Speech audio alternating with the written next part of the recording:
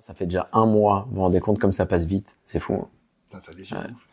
Il est con, dit-il. Non mais attends, il est juste à côté de moi, il a des yeux de psychopathe. Merci, dit-il. Oh la vache. Non, t'es vraiment beau. Toi, t'es beau. Non, mais vraiment. Attends, merci. Vraiment. Et il est gentil, il est flatteur. Non, ça, c'est sérieux. ça c'est parce que son challenge il marche pas et du coup, tu sais, il essaie un peu de flagornerie histoire d'agrémenter. Voilà.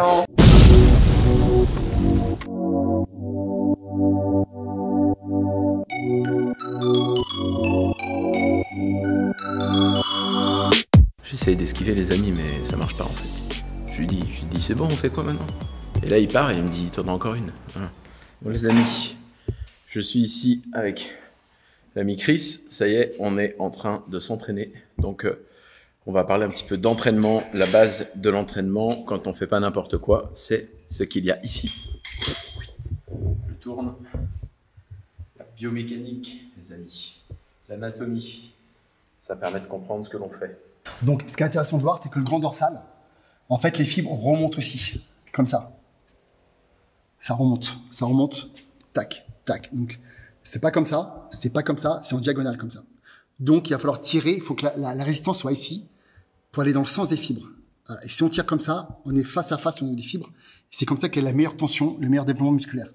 Parce que si on tire comme ça, vous voyez bien que ça va pas. Si on tire bien droit, ça va. Donc, on va faire l'exercice qui va avec. Ok, ça fait du sens. Voilà. Donc, sens des fibres, on a dit 45 degrés, d'accord?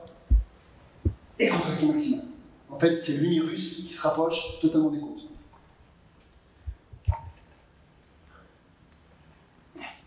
Et là, on travaille vraiment très bien le grand dorsal dans toute son amplitude. Étirement, contraction maximale.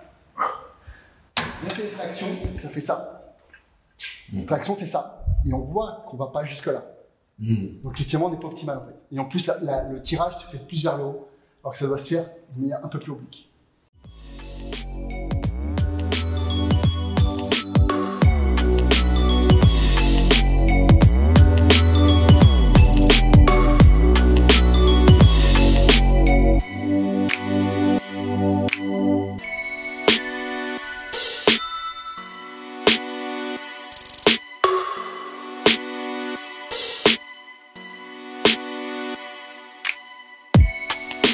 Bon les amis, ça y est, je suis ici avec Chris. C'est le 30e jour sur 45. Comment vas-tu? Ça va. Putain, ça fait déjà un mois. Vous vous rendez compte comme ça passe vite? C'est fou. Putain, t'as des yeux. Il est con, dit-il. Non mais attends, il est juste à côté de moi, il a des yeux de psychopathe. Merci, dit-il. Oh la vache. Non, t'es vraiment beau. Toi, t'es beau. Non, mais vraiment. Attends, merci. Vraiment. Et il est gentil, il est flatteur. Non, ça, c'est sérieux. ça c'est parce que son challenge il marche pas et du coup, tu sais, il essaie un peu de flagornerie histoire d'agrémenter. Voilà. Il me lance les violons. Ça c'est un peu comme quand tu fais une connerie, tu vois. T'arrives avec des roses quoi. Non, il fait pas de conneries. Au contraire, je taquine. On a l'habitude d'être assez authentique. Donc vous le savez, on allume, on cause, on coupe pas. Et au contraire, ça fait un mois. Et je me sens plutôt bien, les résultats sont là, donc c'est plutôt chouette. Et je pense qu'on va faire un petit bilan. Ouais. On leur parle de ce qu'on va faire pendant les 2 dernières semaines, qui sont en réalité un peu plus que 2 semaines, parce qu'il faut bien se rappeler qu'une semaine c'est 7 jours, et on va jusqu'à 45 complets. Ouais. Voilà. En vérité, d'ailleurs, on aura peut-être 24-48 heures de rab, et c'est pas très grave ça. Et du coup, ensuite, on parlera de l'entraînement, puisque c'est un sujet évidemment que Chris maîtrise, et puis aussi sur lequel je vais zoomer dans cette vidéo. Ça te convient? Ouais. Donc ton bilan, déjà en 30 jours. Ouais, top. Combien de kilos t'as perdu déjà là? 7, un peu plus de 7 kilos. Voilà, là ça fait 7.2 si on est maniaque. Voilà, on est parti à 4. Ce qui est beaucoup en un mois, il faut quand même le dire. C'est aussi une perte de poids.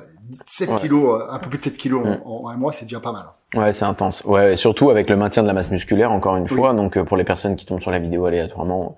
Oui, parce que tu aurais pas fait de musculation, tu aurais pu même perdre encore plus de poids. Et du coup, ça aurait été de la masse maigre du muscle. Et c'est pas ce qu'on recherche. Voilà, exactement. Donc, ça, c'est un point très important à évoquer, puisque le but est de maintenir à la fois, c'est pas une esthétique, mais une physiologie, et notamment pour la gymnastique, il faut pas que je sois un espèce de chewing-gum ou tout flagada, il faut que je sois en forme, et donc évidemment on a quand même de l'intensité à l'entraînement.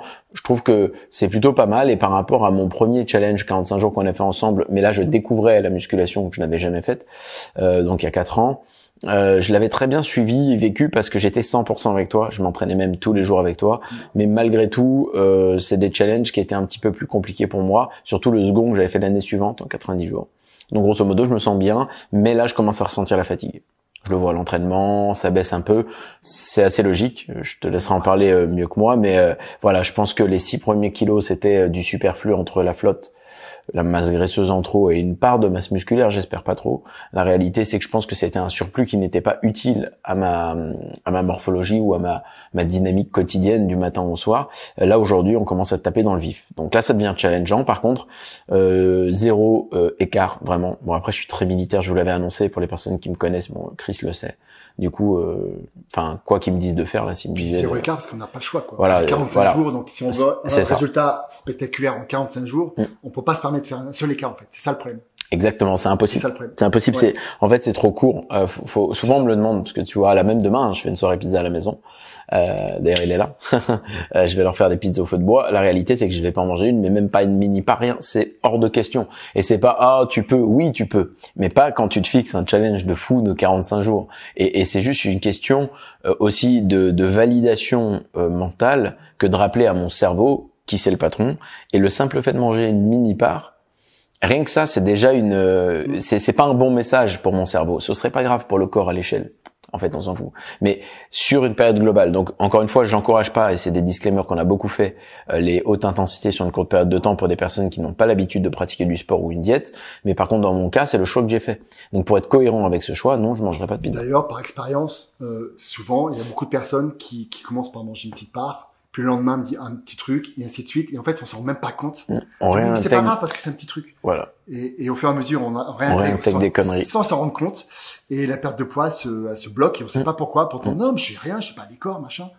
Et puis en fait. Et en vrai, voilà. Donc, psychologiquement parlant, c'est hyper important ce que tu dis. Voilà. Maintenir vraiment ça. Donc, franchement, tout bien. Donc, j'ai perdu 7 kilos j'ai perdu 14 cm de tour de taille. Ça, c'est énorme. Ça, c'est costaud. Cm, c'est énorme. Ouais, ça, c'est costaud, franchement. Ouais. Et en plus, on prend relâché, hein. Je rentre pas le ventre, je fais pas un vacuum, hein, parce que sinon, c'est pire. Enfin, de toute façon, ça a pas trop d'impact, mais quand même, ça affine un peu au niveau du nombril. J'ai perdu un peu quelques centimètres de tour de cuisse, parce qu'il y a de la masse graisseuse qui se met au niveau de cuisse, même si c'est plus un trait féminin qu'un trait masculin, donc on prend plutôt autour du ventre.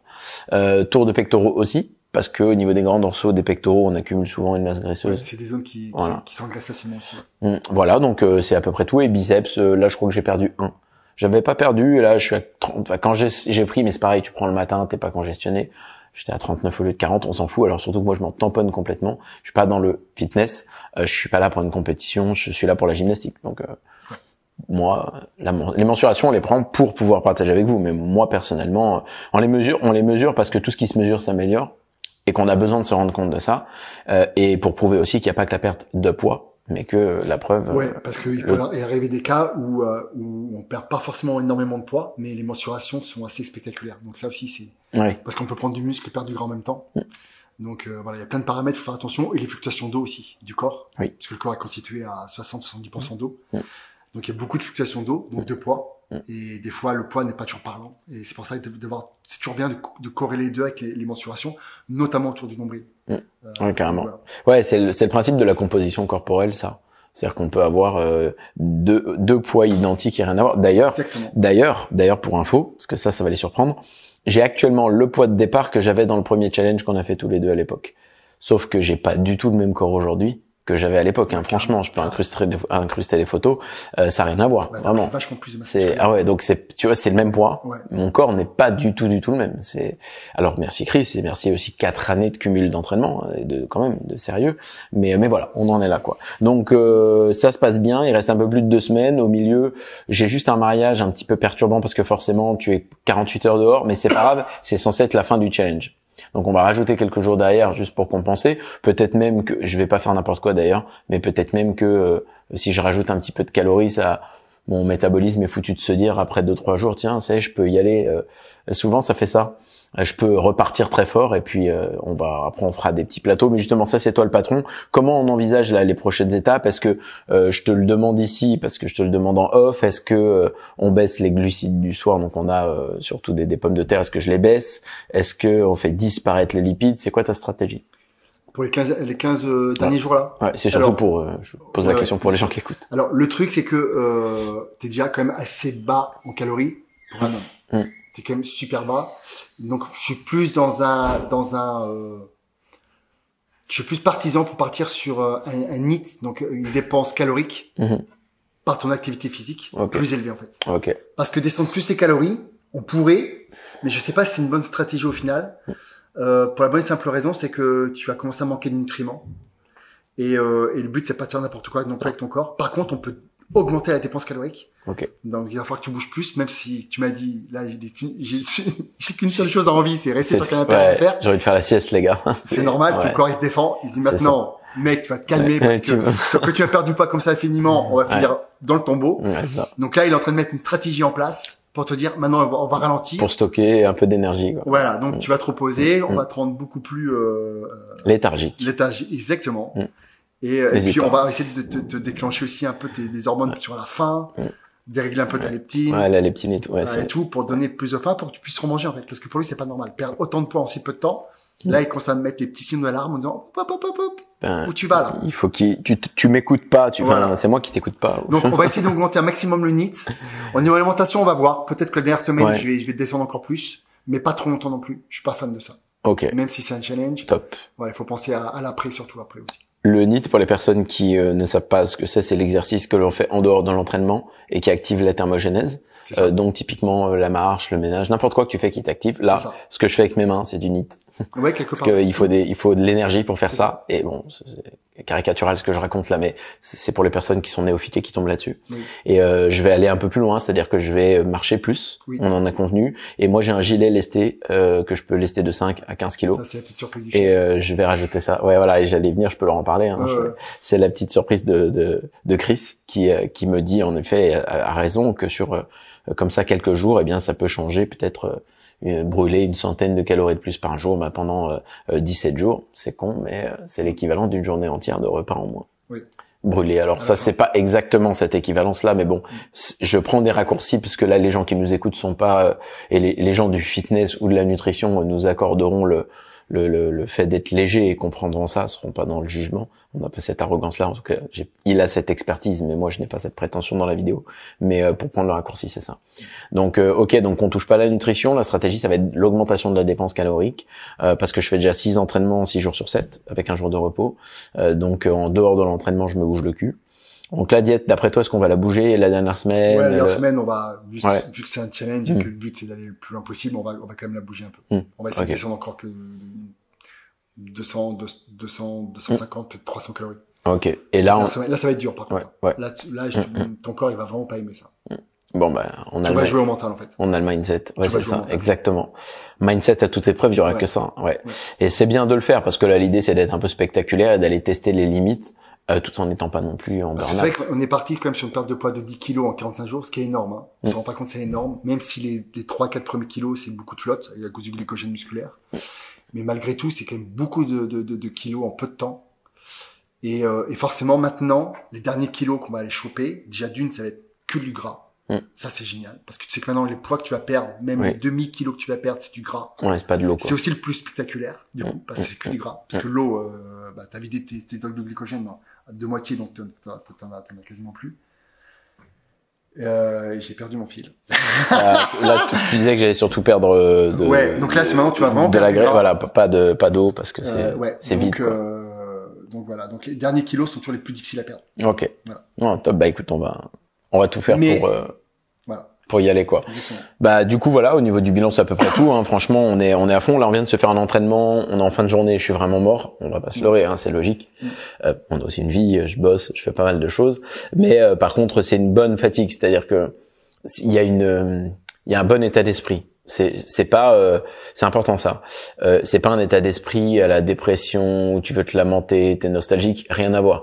J'ai jamais été aussi bien. Et en fait, ça me rappelle ô combien, en tout cas pour moi, et encore une fois, ça, c'est singulier.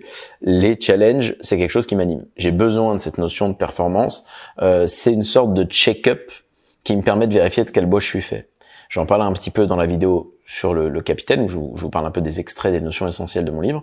Et en fait, cette notion de scanner permanent, elle a toujours été un peu là ces dernières années, depuis le décès de mon père notamment, et ça me permet de me tester et de vérifier la véracité des convictions mentales que j'ai à mon propre égard. Et ça, c'est génial, parce qu'aujourd'hui, je me sens hyper bien. Je me lève le matin, je suis chaud, tu vois. Le soir, à 23h, tu vois bien, je cours, je machin, modérément. On fait pas de cardio avec Chris. D'ailleurs, on va parler d'entraînement maintenant. Mais toujours est-il que j'ai cette énergie-là, alors que en temps normal, jamais je fais ça. Tu vois. Ouais. Je suis quelqu'un de dynamique, mais quand même, là, ça va au paroxysme.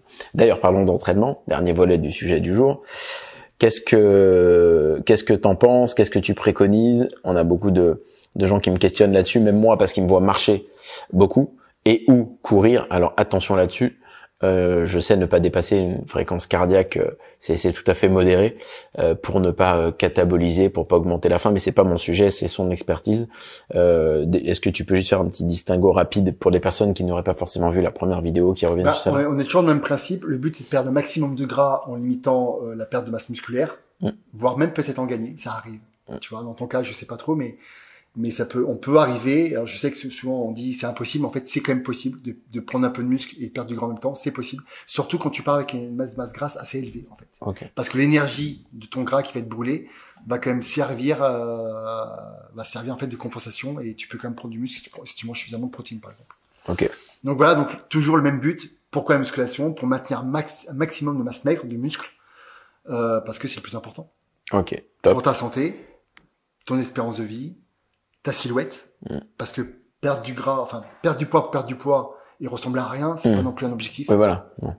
Surtout pas. Donc, vu le sport. On n'est pas là pour un challenge de dire on va perdre le plus de poids possible. Évidemment, on aimerait, mais surtout c'est avoir un avant-après physique qui soit beau, impressionnant. Oui, voilà, c'est ça, exactement. Donc, voilà. Et fonctionnel pour la gym, puisque c'est l'objectif de base. Et voilà, donc pas trop de cardio en tant que tel. Mais alors c'est marrant parce que justement les gens ils viennent souvent en me disant mais Chris il s'y oppose pas, etc. Mais non. D'abord on n'a pas des gens dogmatiques là. On n'est pas de ce bois là, donc c'est pour ça d'ailleurs que j'invite les gens dans les commentaires à être constructifs. Si vous n'avez pas vu ma vidéo sur le processus de réflexion à toute épreuve, faites-le. C'est un cadeau, ça vous aide dans la vie, hein, c'est pas juste avec moi. Mais en fait d'abord t'es pas dogmatique, donc il est pas con. Mais en plus de ça c'est quelqu'un qui s'adapte aussi à la personne qui est en face de lui et qui comprend les nuances. C'est nuancé. Lui et moi savons qu'il est inopportun que je cours à 21 km/h pendant 1 heure tous les jours, parce que là pour le coup je vais cataboliser plutôt dans la destruction musculaire que la construction. Je vais être fatigué, je vais avoir faim. Oui, c'est ça. Voilà, ça va tout flinguer en fait. Voilà. Il faut que la musculation soit la priorité absolue. Mais il faut pas qu'à côté tu fasses des activités qui te fatiguent pour la musculation. Voilà, c'est ça la subtilité. Tu vois. Exactement. Donc forcément à pondérer avec des personnes qui ont des métiers qui sont déjà physiques, ce qu'on comprend. C'est pour ça d'ailleurs que je parle de nuances. Là au niveau du training, on en a parlé aujourd'hui. T'as beaucoup évolué. Je le disais à Chris tout à l'heure, donc je vous en parle. Dans ta manière de t'entraîner et ou de transmettre l'entraînement. C'est intéressant parce que ça montre que t'as un des critères essentiels, comme moi je nomme en tout cas pour l'intelligence, qui est la flexibilité, la remise en question permanente. Ça veut pas dire qu'on doute tout le temps de soi, mais ça veut dire qu'on essaye de vérifier, de scanner que ce qu'on sait est toujours à la page. Toi, c'est quoi ton approche par rapport à ça? T'as des sources, parce que t'as vraiment été loin dans la préparation physique de gens dans ce sport. Oui. Et je vois maintenant, moi, entre il y a 4 ans et aujourd'hui, les exercices qu'on fait sont plus les mêmes. Oui. Disons qu'avant, c'est vrai, notamment pour une perte de poids, on disait que tous les exercices polyarticulaires, donc qui mettent en jeu de nombreux muscles à la fois, était plus efficace pour la perte de poids. Pourquoi? Parce que ça générait une plus grande dépense calorique, c'est normal. On fait du soulevé de terre ou du squat, ça fatigue beaucoup plus. Ça fait du sens. On fait un exercice d'isolation, par exemple. Le seul problème, c'est que ça engendre beaucoup plus de fatigue. Donc ça engendre aussi des problèmes de récupération nerveuse. Et c'est pas toujours optimal d'un point de vue musculaire, contrairement à ce qu'on pense. Okay. Voilà. Pourquoi? Parce que ça respecte pas toujours les courbes de force, les courbes de résistance, la biomécanique. Si tu as un point faible, est-ce que ça va réellement travailler le muscle que tu as besoin de développer ou de maintenir? Bref, tous ces paramètres-là font qu'aujourd'hui, je fais de moins en moins d'exercices polyarticulaires, mais plus d'exercices d'isolation, je dirais plutôt de focalisation. Ok, c'est intéressant. D'une, parce que ça ne t'épuise plus. Tu peux t'entraîner peut-être plus longtemps. C'est vrai. Récupérer beaucoup plus vite. Tu vois, tu sors pas de là, t'es pas complètement épuisé et t'es obligé de t'allonger. C'est-à-dire que en sortant d'une séance, tu peux quand même aller faire des choses. Bah oui. T'as encore ton esprit. Oui, la preuve, je te disais, je taquinais, je dis on a fini. Tu vois, il y avait ce truc, oui, il reste du jus, on n'est pas, on n'est pas bêtement. L'air de rien, c'est peut-être beaucoup plus intelligent d'un point de vue stratégique, entre guillemets, sur le long terme. Tu vois. Ok, ça me parle. Tu vois. Ouais, parce on fait beaucoup ce distinguo-là, et moi je le vois aujourd'hui, les sensations sont pas du tout les mêmes. On a beaucoup parlé de biomécanique tous les deux, Ouais. alors en plus on apprécie ça, puis on se comprend. On a beaucoup travaillé justement spécifique, j'aime bien ce que tu dis, on focalise. Moi ça me change l'approche, tu vois. Et puis ça me change un peu du train-train, de toujours faire les mêmes choses. Là, si tu veux, cette sensation, c'est hyper agréable de sentir ses muscles qui travaillent extrêmement spécifiquement, notamment quand on pratique depuis un moment. Alors après, pour des personnes qui pratiquent en tant que néophytes, vous avez des étapes à passer avant ça, je pense, de prise en main générale, c'est normal. Mais pour le coup, là, moi, je m'éclate et j'adore apprendre. Et voilà. Et puis un autre facteur hyper important, la blessure. Oui. On a plus de chances de se blesser sur un soulevé de terre ou un squat quand on est fatigué que sur un exercice d'isolation, de focalisation. Oui, c'est logique. Parce que la blessure et c'est moins rarement sur un petit exercice d'isolation. Ouais, c'est souvent sur du plus lourd, plus polyarticulaire. Exactement. Plus... Et quand on fatigue, on le sait. Ouais. Voilà. Les blessures arrivent beaucoup plus rapidement. Ouais, c'est pas top. Et là. Si on se blesse, c'est la fin. Ah bah là, après c'est fini. Alors là, ça c'est la hantise. Quand je me suis fait mal à l'épaule sur un handstand push-up il y a une semaine, j'étais pas bien. Ouais. Donc encore une fois, ok, c'est un challenge, ok on a peu de temps, ok on donne le maximum, mais toujours de manière intelligente. C'est comme la nutrition, toujours de manière intelligente. On va pas arriver à faire un jeûne pour perdre finalement de la masse musculaire, mais ça n'a aucun sens. Donc il faut c'est toujours une question de stratégie, d'intelligence, ce que j'appelle en fait. Faire les bourrins, c'est bien qu'on est jeune, on a 20 ans. Mais bon, l'expérience fait que je suis passé par là, par toutes les étapes, j'ai tout testé, tout essayé. Et aujourd'hui, j'ai ce recul-là pour vous dire, ok, on peut arriver à ces choses-là de manière beaucoup plus intelligente, beaucoup plus subtile. Et j'aime bien la nuance là. J'aime bien la nuance parce que je le vois. Il y a peut-être des gens du monde du fitness qui vont regarder cette vidéo. Et puis d'ailleurs, c'est YouTube, donc on peut avoir n'importe qui tombe là-dessus. Et qu'est-ce qu'ils veulent et avant après. Et puis en plus j'ai vu il y a plein de gens qui analysent un peu. J'ai vu récemment une vidéo d'un type que j'aime bien en plus et qui a scanné un avant après d'un mec un peu influenceur. Et c'était intéressant parce qu'en fait c'est souvent décontextualisé. Alors lui j'aime bien parce qu'il a une approche très posée. Il contextualise quand même. Il essaye justement de dire je sais pas tout, je suis pas dans ses bottes et tout. Mais on sait jamais qui tombe là-dessus.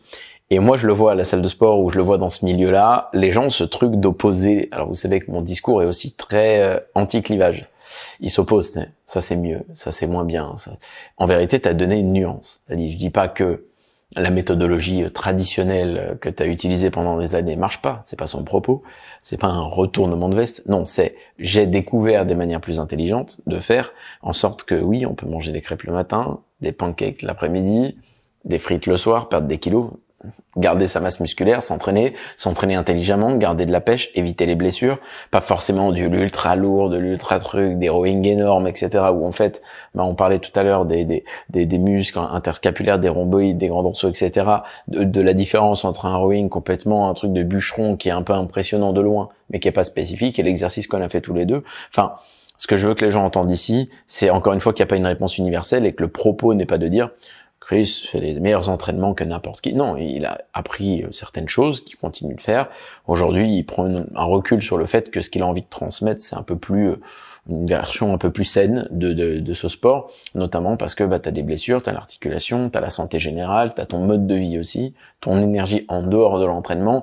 Et en fait, il y a des choses qui sont totalement acceptables quand t'es que dans une salle de sport, ou alors que c'est toute ta vie et que tu n'as littéralement pas de vie sociale, mais par contre quand tu as une vie, quand tu travailles, quand tu te développes, son approche elle est juste incroyable parce que moi ça me permet, je crée des vidéos, j'avance, j'entreprends, alors bien sûr intelligemment, donc je suis pas quelqu'un qui va travailler 14 heures par jour, ça ne fait de sens que pour des gens qui veulent vous vendre une vision un peu édulcorée de la réussite entrepreneuriale. On peut travailler de façon smart, et d'ailleurs t'es un adepte de ça aussi, et voilà, tout ça est bien mieux, mais je voulais vraiment j'ai aimé que tu le ponctues, que tu le nuances, parce que Chris n'est pas quelqu'un de dogmatique, on en parle encore une fois dans la salle tout à l'heure. J'ai pu l'être, hein. Voilà, oui, tout le monde. Oui, peut-être en tout cas, mais je parle de maintenant, moi. Ouais, voilà. Oui. Non, mais c'est vrai, par période, il faut être honnête. Ouais. Tu vois, par période, j'ai peut-être été un petit peu plus ferme sur certaines choses. Tu vois, même le cardio, je dis moi le cardio hors de question. Oui. Aujourd'hui, suivant les personnes, pourquoi pas intégrer un peu de cardio. Ça me choque plus. Je suis pas dans l'opposé. Non. Tu crois, je veux dire, je suis beaucoup plus subtil. Justement. Ouais, mais je pense que t'étais dans le moment de les débuts de l'apprentissage, ce dont je parlais dans une précédente vidéo d'ailleurs, ce que j'appelle l'effet Matrix, c'est-à-dire que tu découvres une information en profondeur qui est soutenu par des essais cliniques randomisés, par des méta-analyses, par de la pratique. En plus, t'es un des seuls. Et justement, t'es un des seuls. Et tu dis, putain, mais regardez, vous me cassez les. Je prouve que c'était possible et voilà. Atteindre des sèches extrêmes sans cardio. Et du coup, t'étais un peu en conflit. Ils étaient tous les plus secs quasiment. Ça, c'est incontestable, les amis. Ça, c'est vrai qu'historiquement, enfin, en France, surtout à cette période où toi, tu préparais des gens. Maintenant, il y a quand même plus de... Mais t'étais connu pour écorcher les mecs pas mal. Ouais. Quand même, c'était plutôt bien. Donc voilà, là, on est plutôt dans ce mood-là. Pour l'entraînement, est-ce que tu vas changer mon entraînement? Est-ce que tu vas modifier quelque chose? Non, change pas l'entraînement, si ce n'est augmenter ton HIIT. On va expliquer tout à l'heure, donc pour que tu sois plus actif dans ta journée. Mais l'entraînement, non, change pas. Non, parce que les gens pourraient se demander, est-ce qu'ils vont augmenter les poids? Est-ce que le truc... Et en fait, non, parce que déshydratation, fatigue, augmenter blessure... les poids, c'est peut-être un peu compliqué avec la fatigue. Ouais, en plus. Et changer l'entraînement, ce serait une mauvaise stratégie parce que ton corps s'habitue justement à un exercice. Donc de le changer, il faudrait le réadapter nerveusement. Ouais. C'est-à-dire que tu vas perdre de la force sur un nouveau mouvement parce que tu l'as pas fait depuis un moment. Donc il faut que ton corps se réadapte. Il faut à peu près un mois. Donc on dire que c'est mort. C'est mort. Ouais. Tu vois. Donc au contraire, tu vas rester sur ces exercices-là. Tu vas peut-être essayer d'en faire un petit peu plus, une série de plus, une rep de plus. Tu vois. Là c'est intéressant. Peut-être une plaque de plus. Allez, si tu y arrives. Oui, si c'est possible sur l'exercice. Ok. Mais c'est tout. Ouais, on va pas forcer comme des fous, quoi. Ok. Non, c'est intéressant ça aussi parce que ça peut être une des stratégies, des leviers. Moi, je fais l'apprenant néophyte volontairement, je me mets dans cette posture. Comme ça, les personnes qui sont à l'écoute se disent tiens, c'est intéressant pour moi. Moi, je déconseille généralement de changer tout le temps de programme, d'exercice. Je déconseille parce que justement, tu as un temps d'adaptation qui est tellement lent en fait pour ton corps. Nerveusement, musculairement. Voilà, se réhabituer à ça. C'est pas, je pense pas que ce soit la stratégie la plus optimale en tout cas. Ok. Tu vois, non, ça me parle. On évite. Ça me parle. J'essaie de réfléchir justement pour contribuer. Après, ça peut être possible. Alors attends, tu vois, je vais mettre des nuances là-dessus. Parfait, ça. T'es sur la chaîne de la nuance, c'est parfait. Parce qu'en fait, ça peut être possible à un moment donné où tu me dis, écoute Chris, là, moi ces exercices-là, je les ressens plus, ou j'ai envie de faire d'autres choses, j'ai envie vraiment de me dépenser avec du squat, avec du soulevé de terre. J'ai envie, je le sens. Ok, vas-y. Parce que tu le sens, parce que tu as envie, parce que l'autre, ça commence à te gaver. Ouais, parce que ton envie va être hyper productive. Ok. Tu vois la subtilité? Ça fait du sens. Ouais. Là, parce que mon envie, elle va amener plein de choses, endorphines, une bonne énergie, du smile, de la dopamine, de l'envie d'achever plus si en fait. Si tu fais l'ancien, si tu fais entre guillemets le programme actuel, mais t'as 90%, avec le nouveau, tu peux être à 100%. Et mec, on va à 100%. Tu vois? Voilà, ce genre de pondération là, intéressante. Et pas, il y a qu'une méthode et puis tout le reste c'est de la merde, parce que je l'entends beaucoup. Je passe du temps dans la salle de sport, donc et de plus en plus, mais... ouais, c'est des guéguerres stupides, les amis. Je répète, l'objectif de base c'est d'être en santé. Si vous êtes un pratiquant de fitness et de musculation, parce que votre objectif il est commun, c'est d'avoir un corps plutôt harmonieux. Musclé et sec, c'est l'objectif de tous les mecs qui font ce sport. Moi, je fais ça pour la gym, donc mon objectif, c'est contre. Je suis pas dans le même sens que ce sport pour le coup, paradoxalement, même si on l'utilise comme un levier, comme quoi, pour me renforcer, etc. Mais moi, c'est la gym, faire des saltos, etc. Des trucs sur lesquels je sollicite mes articulations avec plus de légèreté. Mais au final, les objectifs sont communs. Être en santé et performer dans son sport. Donc, le fait qu'il y ait plusieurs chemins pour y arriver, c'est pas grave. On n'est pas obligé de s'agresser les uns les autres ou de, et puis, ou de se critiquer. Aujourd'hui n'est pas celle de demain non plus. Non plus. Ouais, on va peut-être découvrir plein de trucs. Bien sûr. Tu vois, encore une fois, alors la science de la nutrition est récente, celle de l'entraînement aussi. On apprend plein de choses. C'est ça. Et j'apprécie vraiment qu'on fasse ces petites pondérations pour les personnes qui tombent sur la chaîne, puisque je pense à ça. Tu sais, par suggestion. Ils tombent de haut. Pas mal. Là, on sait pas. Ils tombent sur la vidéo, la tête en avant. Ils disent putain, qu'est-ce qu'ils font les deux là? C'est une vidéo de challenge. On comprend pas. Donc justement, d'abord contextualiser. Allez me regarder la vidéo de départ. J'en ai fait ensuite j'ai fait un bilan en 2 semaines, 3 semaines, etc. Donc allez les regarder. Il y en a une qui parle de nutrition. J'ai fait une journée dans mon assiette la semaine dernière. J'ai parlé des compléments, etc.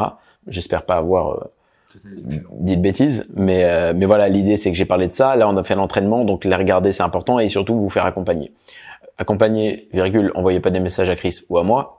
Parce que chacun dans nos sphères, on ne fait pas de coaching, etc. Je le précise parce que c'est ce que ça pourrait provoquer et on n'a pas fait ça pour ça. C'est pas une vidéo de pub comme ça, vous voyez, le grand coach. Non, il va vous envoyer balader avec le sourire parce qu'il a toujours le sourire, mais parce que je parle en ton nom. Mais je sais que, voilà, c'est pas sa posture. Donc, Ça, vous avez vu, ça c'est quelqu'un qui a fait tomber sa barre de squat à mon avis. Parce que j'habite au-dessus de la salle de sport. Ouais, bah oui, c'est pratique. Juste à descendre l'escalier. Du coup, les bruits que vous entendez, c'est des solides. C'est des mecs solides, hein. C'est pas des rigolos. C'est pas des mecs comme moi, c'est des vrais, tu vois. C'est des... Ah si, ils sont solides en bas là. Ah, il y avait des beaux bébés quand même. Beaux bébés. Ah oui, oui. T'es pas pourri. Il y avait 2-3. Merci, c'est gentil. Il y avait des taureaux. D'ailleurs, honnêtement, j'ai vu tu sais, j'ai fait un shooting avant les sorties YouTube. Et j'ai fait à Dubaï en plus le shooting, donc je faisais probablement 90 kilos et là 82. Et donc la dernière vidéo que j'ai faite, tu sais, j'ai publié la vignette et un screenshot dans ma vidéo, mais comme ça n'a rien à voir, mais même là hein, j'ai mis le même t-shirt exprès. Notre première vidéo versus maintenant, ma tronche, tu le vois que j'ai dégonflé, tu vois. C'est 7-8 kilos, ça se voit. Ça, c'est plaisant. Parce que, mine de rien, visuellement, tu te rends compte que c'est plus esthétique, que c'est plus sympa. Enfin, oui, ouais. C'est juste du bon sens. Ouais. Voilà. Moi, je vous l'avais déjà confié. Ma confiance en moi, pas trop de problème. Donc, avec 90 kilos, avec 80, honnêtement, ça changera pas grand chose. Même si on va pas se mentir, ça fait plaisir. Et même de te regarder dans la glace, de voir que t'es plus dynamique, t'es plus en santé, généralement. Oui, puis il faut nourrir aussi un petit peu son narcissisme. Il y a tellement de personnes aussi. Alors dans ce milieu-là, on en voit pas trop, mais il y a tellement de personnes qui ont pas confiance en elles, c'est vrai, qui ont une mauvaise estime d'elles ou tout ça, que ça fait du bien aussi de cultiver aussi un petit peu votre narcissisme. Alors, il y a aussi les extrêmes, évidemment. Oui, t'as dit un peu, t'as pas dit. Mais en réalité, je me rends compte qu'il y a beaucoup plus de personnes qui sont complexées par leur physique que l'inverse, en fait. Ouais, c'est ouf. Alors, moi, je suis dans un monde du bodybuilding, du fitness, donc forcément, on a l'impression que tout le monde est narcissique. Ouais, c'est des insatisfaits mais permanents. Encore une fois, c'est une toute petite partie de la population, tu vois, parce que c'est les compétiteurs qui sont encore plus, et encore même ces personnes-là ne croient pas qu'elles sont... Ouais, c'est vrai. Bah, j'en fréquente beaucoup. Carapace, mais en vrai. Oui, j'en fréquente beaucoup. Je vois dessous et surtout moi, étant donné dans ma posture, tu sais que enfin toi c'est encore pire. J'en parle même pas, mais elle nous parle de ça. Ouais, donc c'est oui, tu vois bien qu'en réalité, la majorité réalité, des gens, les 3/4 des gens en fait sont mal dans leur peau. Ouais, c'est vrai. Et c'est quand même important aussi de cultiver votre physique pour vous sentir un peu mieux. C'est vrai. Donc, c'est super important d'avoir une bonne estime de soi et nourrir un peu son narcissisme. On a tous besoin de nourrir un petit peu son narcissisme. Tu vois? Donc, c'est pour ça que qu'est-ce que t'es beau. J'allais dire la même chose. Franchement, je te regardais, je me suis dit, je vais lui sortir une petite formule. Elle est pas venue toute seule, tu vois. C'est sincère. Ah, ça va, c'est gentil. Ah là là, c'est vrai que c'est toi, hein. Les amis. Et franchement, pas de problème, regardez, Team Yeux Bleus. On est là. Ouais, c'est vrai. Non, écoute, moi je pense qu'on a fait le tour là-dessus. Est-ce qu'il y a 2-3 trucs que tu voulais partager au-delà du fait de les encourager à se faire accompagner, encore une fois, pas forcément dupliquer cette notion de haute intensité. Anto, d'ailleurs, que je salue, en parlait dans sa story. Et j'aimais bien ce qu'il disait. Il disait, il y a beaucoup de gens qui sont sur cette haute intensité, court terme, etc., mais parce que ils veulent des raccourcis. Alors ça, c'est pas bon. Moi, j'aime la notion de haute intensité sur une courte période de temps, sujet d'un livre que j'ai déjà écrit d'ailleurs il y a 4 ans, peut-être je le sortirai un jour, sur le fait que ça me stimule par rapport à ma personnalité qui est déjà structurée, carrée, déterminée, etc. Ça s'inscrit dans une démarche globale. C'est pas la démarche. Oui, c'est important. C'est-à-dire que c'est pas un jour, ce ne sera pas fini. Voilà, on continue. C'est-à-dire qu'en plus on continue, on va même sûrement voyager ensemble. Donc en plus, on va suivre encore. Et moi, je vais jusqu'au 31 décembre. Il le sait, Chris à la base. D'ailleurs, vous le savez, je l'avais incrusté en première vidéo. Mon objectif, c'était été 2021 jusqu'au 31 décembre pour faire 75 kilos.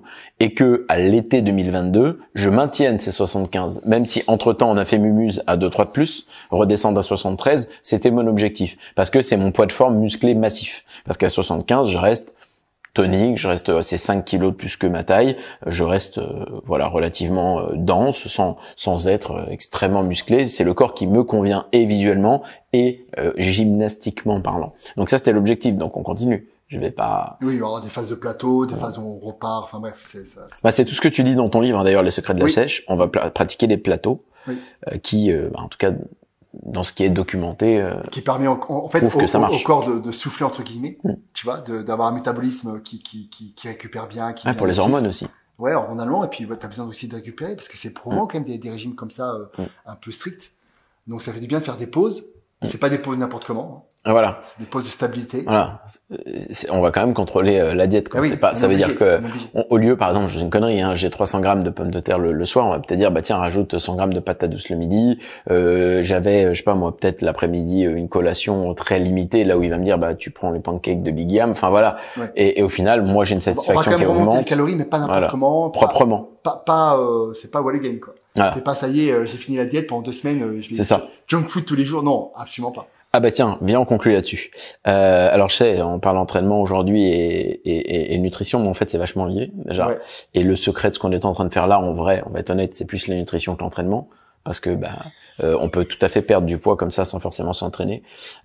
Sur cette notion de junk food, toi, tu as déjà vu des avant-après, tu l'as vécu. Tiens, on va parler de toi en compétition, parce que j'aimerais que les gens se rendent compte c'est pas grave que manger un burger, une connerie, ça va rien changer à ta vie. Par contre, cette répétition sur plusieurs jours d'affilée, notamment une semaine, 10 jours, ça peut être très dangereux et avoir un gros impact. Et j'aimerais que toi, tu nous parles, par exemple, des rebonds que tu as vécu le plus drastique de kilos repris après une compète. Alors, c'est drastique, contexte. C'est une sèche extrême, c'est atypique, c'est inhumain, c'est pas ce que je fais, moi je suis un rigolo. C'est une vraie sèche extrême, parce que nous on a mis extrême, mais c'est putaclic, on est youtubeur ou pas? Non, je taquine, mais est-ce que tu peux leur parler de ça? En fait, ce qui se passe, c'est que quand on est compétiteur en bodybuilding, il faut avoir un physique écorché, donc ça veut dire qu'il faut qu'il y ait la peau sur le muscle partout, que ce soit sur les fessiers, le ventre, le dos, bas du dos, bref. Il faut vraiment que la peau soit collée. Donc ça veut dire qu'il faut taper des sèches très longues, très éprouvantes, et c'est des sèches qui durent 4-5 mois, du régime extrêmement dur, ce qui fait que quand on arrête ça, une fois que la compétition est passée, on remange parce qu'on n'en peut plus, parce que c'est soulagement, et généralement le corps il a envie de quoi? De gras et de sucre. Voilà, et de sel, c'est le fameux triangle d'or, le fameux triangle de pointe. Voilà, et le corps en fait a besoin de reprendre de la calorie, donc il veut du sale. Voilà, il veut du sale, il veut de la junk food. Donc généralement on a envie de quoi? De pizza, de glace, de burger, de gâteau, enfin tout ce qu'il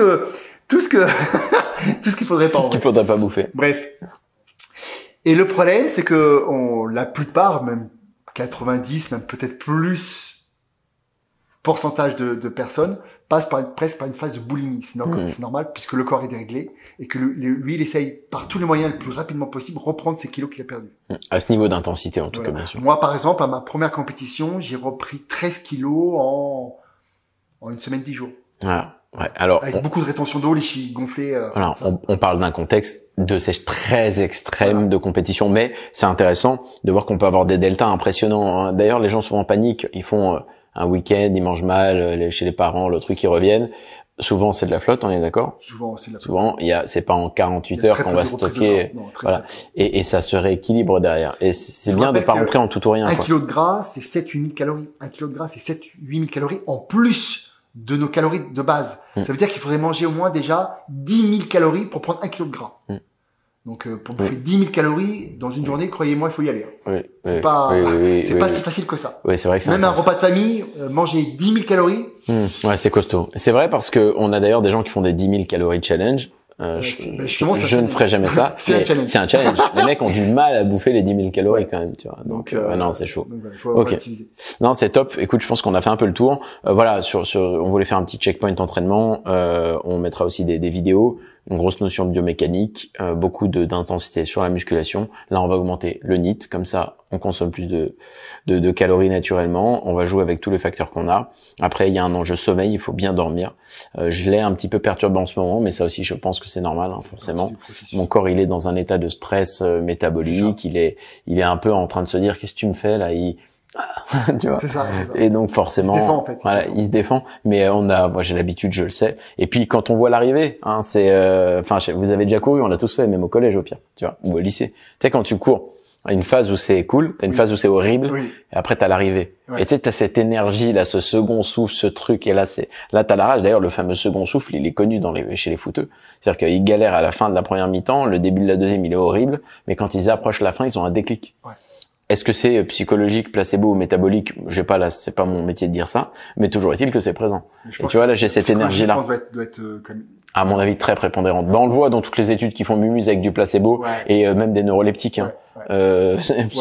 Si les gens savaient que la plupart des études sur la médication traditionnelle à bien des égards, c'est dans les études placebo versus le reste, on est dans du 52% le médicament et 48% le reste. C'est ouf.